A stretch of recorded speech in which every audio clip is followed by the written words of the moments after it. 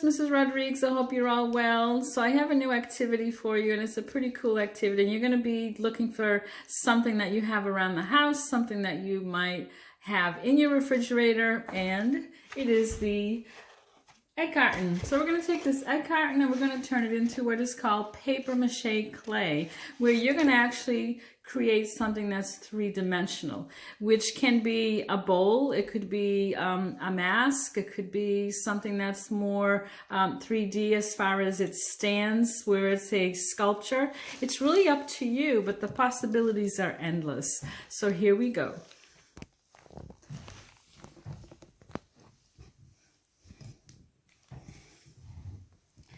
Okay, so the first thing I'm going to be doing is I have a couple of bowls that I found in the kitchen, and what you're going to do is you're going to take your egg carton and you're going to begin to tear it into small little pieces, probably as big as your thumb.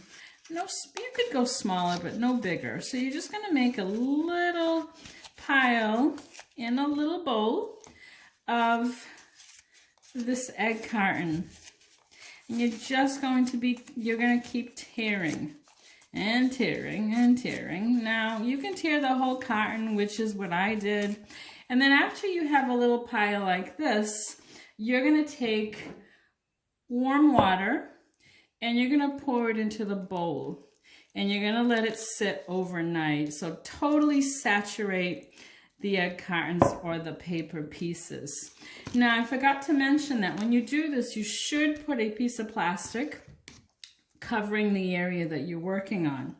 So what you're going to do is you're going to take this bowl and you're going to leave it someplace safe, and it's going to sit overnight, and as it sits, it begins to soften your pieces. And what you're going to do is the following day, you're going to remove the water by pouring it out, and you're going to tear your pieces again into smaller pieces. You're going to add more water, and you're going to do that for about 3 full days. Okay, now after 3 days you should have something that looks like this. It's paper pulp.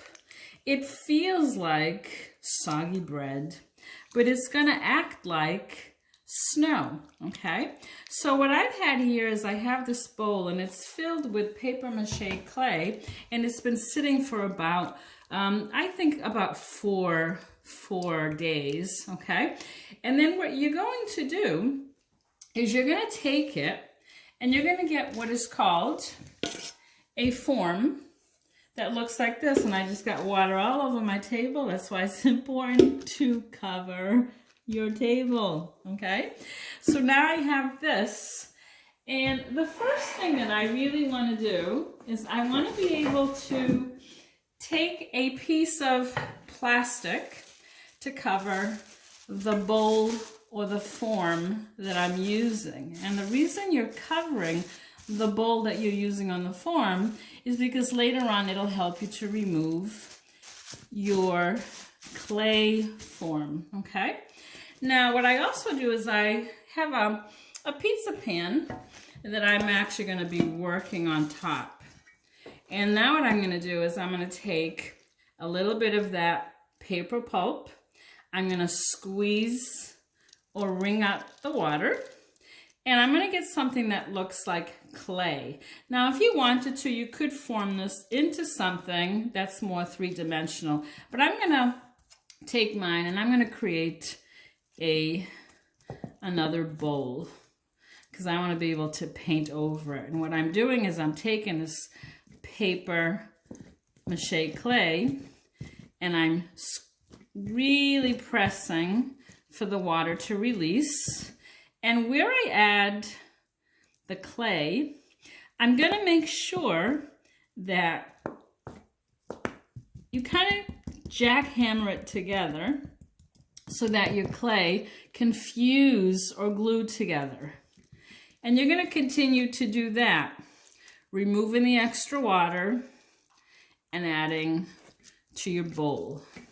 And just pressing, jackhammering, And you're going to continue to do this either halfway or all the way. You decide how big you want your form to be. Now, if you don't want to make a bowl, you can also make some other kind of three-dimensional objects. And maybe you take it and you begin to form some kind of a mask. Something that's 3D. It's really up to you, but this works exactly like clay, where you can form it, you can pinch it, you can remove pieces. So it's really up to you to see what you can do, and I can't wait to see it. So what I'm going to show you now is I'm going to show you a finished product. So this is a little mask that I made. It's fairly small, but as you can see, it really glues together. And then here I have the dried bowl that I made. And I want you to know that the reason you put either aluminum foil or plastic underneath is that it helps you to remove your form or your bowl so that you have something that looks more like this. Pretty cool. Bye, everyone.